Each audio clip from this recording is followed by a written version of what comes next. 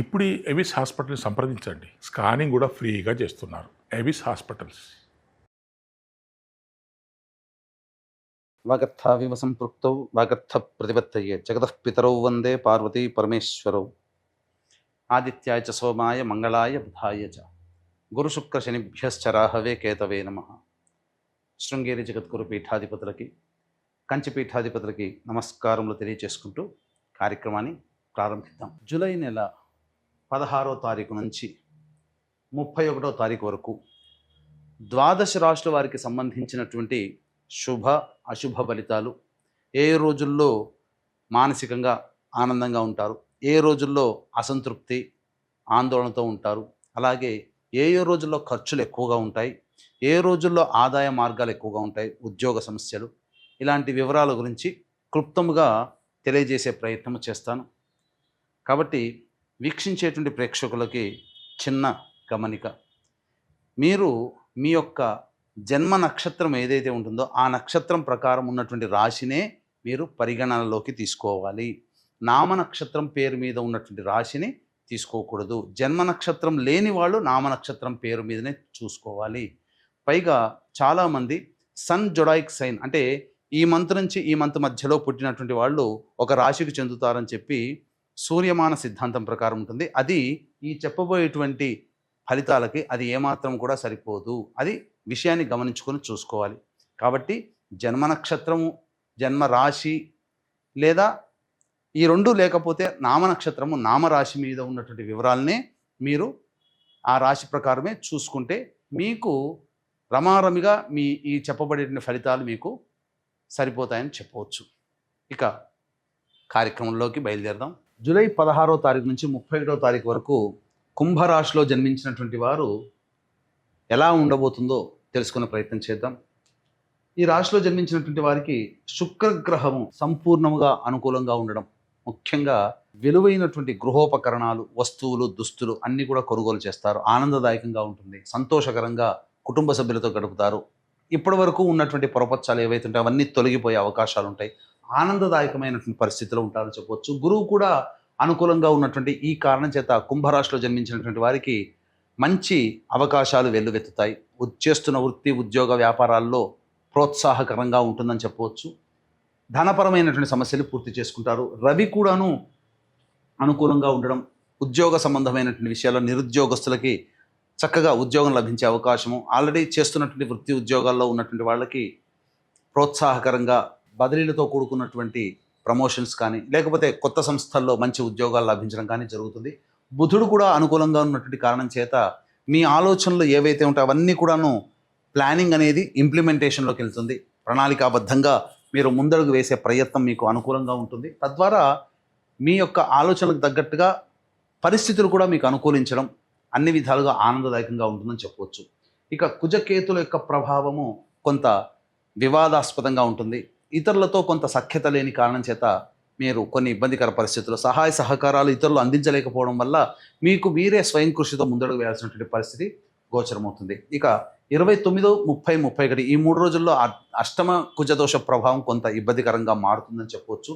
ఇక రాశిలోనే రాహువు మరియు ఈ యొక్క ద్వితీయ స్థానంలో శని, ఏళ్ళనాటి శని ప్రభావం వక్రీకరించి ఉండడం, రాశిలోనే మళ్ళీ సంచారం చేస్తుండడం, ఈ కారణం చేత కుంభరాశి వారికి శని ప్రభావం కొంతవరకు అనుకూలంగా ఉండదు. కాబట్టి జాగ్రత్తలు పాటించండి. తర్వాత ఒక కుజగ్రహము, కేతుగ్రహము, శనిగ్రహం తప్ప మిగతా అన్ని గ్రహాలు అనుకూలంగా ఉన్నటువంటి కారణం చేత సమస్యలు ఉన్నప్పటికీ కూడాను దైవానుగ్రహం చేత ఆ సమస్యల్ని స్వయం కృషితో పరిష్కరించుకుంటారని చెప్పవచ్చు. ఇక ఈ రాశిలో జన్మించినటువంటి మహిళలకి ప్రధానంగా గౌరవ మర్యాదలకు ఏమాత్రమూ లోటు ఉండదు. ఇప్పటి వరకు మిమ్మల్ని దూరం పెట్టినటువంటి వ్యక్తులే మిమ్మల్ని సాధారణంగా గౌరవంగా చూసుకుంటారు. కుటుంబ సభ్యులు ముఖ్యంగా మీకు విలువ ఇస్తారు, మీ మాటని పాటిస్తారు. అలాగే చేస్తున్నటువంటి వృత్తి ఉద్యోగ వ్యాపారాల్లో ఆనందదాయకంగా జీవితాన్ని గడుపుతారు. అన్ని విధాలుగా ధనపరమైనటువంటి సమస్యని పూర్తి చేసుకుంటారు. రావాల్సినటువంటి బాకీలు మహిళలకి ముఖ్యంగా వచ్చే అవకాశం ఉంటుంది. ఇక తర్వాత ఓవరాల్గా ఈ రాశిలో జన్మించినటువంటి వారికి సంతానపరమైనటువంటి సమస్యలు తీరుతాయి. చక్కటి శుభమైనటువంటి వార్త వింటారు. అలాగే విద్యార్థులకి మంచి స్థితిగతితో కూడుకున్నటువంటి జీవితం ఉంటుంది. కోరుకున్న చోట విద్యా సంస్థల్లో మీకు ప్రవేశం లభిస్తుంది. ఆనందదాయకంగా ఉంటుందని చెప్పవచ్చు. ఇక వివాహ సంబంధ విషయంలో నిశ్చయ తాంబూలాలు వెళ్ళే అవకాశం ఉంటుంది కాబట్టి ఆనందదాయకంగా ఉంటుంది, మంచి సంబంధాలు కుదురుతాయని చెప్పవచ్చు. ఇక దైనందిన కార్యక్రమంలో 16 నుంచి 31 తారీఖు వరకు ఆదాయము, ఖర్చు, సుఖము, దుఃఖము ఎలా ఉంటాయో తెలుసుకునే ప్రయత్నం చేద్దాం. ఇక 16, 17 తారీఖుల్లో కనుక చూసుకున్నట్లయితే ఈ కుంభరాశిలో జన్మించినటువంటి వారికి మానసికమైనటువంటి ప్రశాంతత ఉండదు, ఏదో ఒక భయం వెంటాడుతుంది, కుటుంబ సభ్యులతో వాగ్వివాదాలు జరుగుతాయి, ఖర్చులు కూడా ఉంటాయని చెప్పవచ్చు. 18, 19, 20 తేదీల్లో ఆదాయం చాలా చక్కగా ఉంటుంది, ఖర్చుకు మించిన ఆదాయం లభించడం, సమస్యలని పరిష్కరించుకోగలుగుతారు, ఎదుటి వాళ్ళ సహాయ సహకారాలతో మీ పనులన్నీ పూర్తి అవుతాయి, కొత్త వ్యక్తులు పరిచయం అవుతారని చెప్పవచ్చు.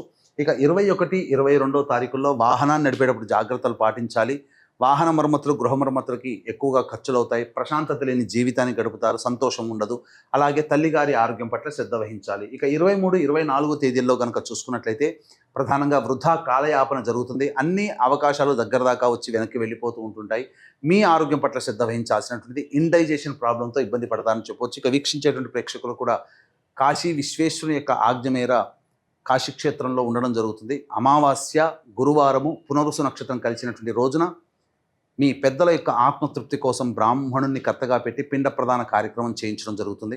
అయితే ఏ క్షేత్రంలో మీరు ఈ పిండ ప్రదానాలు చేసినా దేవతలు మీ పితృలోకానికి చేరవేస్తారు, కానీ కాశీ క్షేత్రంలో మాత్రం సాక్షాత్తు మీ పితృదేవతలు వచ్చి ఆ ఫలితాన్ని తీసుకొని వెళ్తారు. కాబట్టి ఇటువంటి అద్భుతమైన అవకాశాన్ని మిస్ చేసుకోకండి. అలాగే రాత్రిపూట నిశీ సమయంలో పుష్యమీ నక్షత్రము, గురువారము, అమావాస్య ఉన్నటువంటి ఈ రోజున జాతకరీత్యా ఉన్నటువంటి వివిధ దోషాలతో బాధపడుతున్నటువంటి, అనగా విద్య, వివాహ, ఉద్యోగ, దాంపత్య, అనారోగ్య సమస్యలతో బాధపడుతున్నటువంటి వారికి క్షేత్రపాలకురాలు అయినటువంటి వారాహి హోమము, క్షేత్రపాలకుడు అయినటువంటి కాలభైరవ హోమము మరియు ప్రత్యంగిర, బగళాముఖి, రాజశ్యామల, సుదర్శన హోమాలతో పాటుగా మేష, మిథున, కర్కాటక, సింహ, కన్య, వృశ్చిక, ధనస్సు, కుంభ, మీన రాశిలో జన్మించిన వారికి సర్వదోష నివారణ పూజల హోమాలు అనేటువంటివి చేయించడం జరుగుతుంది. గురువారం సాయంత్రంలోగా ఈ కార్యక్రమంలో నమోదు చేసుకోవచ్చు, 24వ తారీఖు సాయంత్రంలోగా. ఇక గమనించుకున్నట్లయితే 25, 26 తేదీల్లో మరియు 27, 28 ఈ తేదీల్లో ఖర్చులకి మించిన ఆదాయం లభించడం ద్వారా ఆనందంగా ఉంటారు, విందులు వినోదాల్లో కుటుంబ సభ్యులతో పాల్గొంటారు, అన్ని విధాలుగా సంతోషంగా ఉంటుంది, మంచి శుభమైనటువంటి పరిస్థితులు కలుగుతాయని చెప్పవచ్చు. రాని బాకీలు కూడా వసూలవుతాయి, ఆనందదాయకంగా ఉంటారు. ఇక 29, 30, 31 తేదీల్లో మీ ఆరోగ్యం పట్ల శ్రద్ధ వహించాల్సినటువంటి పరిస్థితి, ఇతరులు మిమ్మల్ని మోసం చేశారు అనే భావన మిమ్మల్ని ఇబ్బందిగా ఉంటుంది, వాహనం నడిపేటప్పుడు జాగ్రత్తలు పాటించాలి, ఆరోగ్యం పట్ల శ్రద్ధ వహించాలి, ఖర్చులు కూడా అధికంగా ఉంటాయని చెప్పొచ్చు. తర్వాత చెప్పొచ్చేది ఏమిటంటే మీకు 21, 22, 29, 30, 31 ఈ తేదీల్లో మీరు జాగ్రత్తగా ఉండండి. ఇక ఈ యొక్క జాతకరీత్యా ఉండేటువంటి సమస్యల పరిష్కారం కోసం ప్రతిరోజు కూడా నవగ్రహ స్తోత్ర పారాయణం రోజుకి 3 సార్లు పఠించండి, చాలు, మీ సమస్యలన్నీ పరిష్కారం అవుతాయి. ఇప్పుడు చెప్పినటువంటి సమస్యల కంటే ఇంకా విభిన్నంగా సమస్యలు మీరు ఎదుర్కొంటున్నట్లయితే దగ్గరలోని మంచి ఉపాసనాపరులైనటువంటి జ్యోతిష్యులను సంప్రదించి వారి సలహాలు, సూచనలు పాటించండి. అలాగే కాశీక్షేత్రంలో 24వ తారీఖు అమావాస్య రోజున జరుగుతున్నటువంటి పిండ ప్రదాన కార్యక్రమం మీ జాతకరీత్యా కలుగు సర్వదోష నివారణ పూజల హోమాల్లో అవకాశం ఉంటే పాల్గొనే ప్రయత్నం చేయండి. సర్వం శ్రీ ఉమామహేశ్వర పరబ్రహ్మార్పణమస్తు.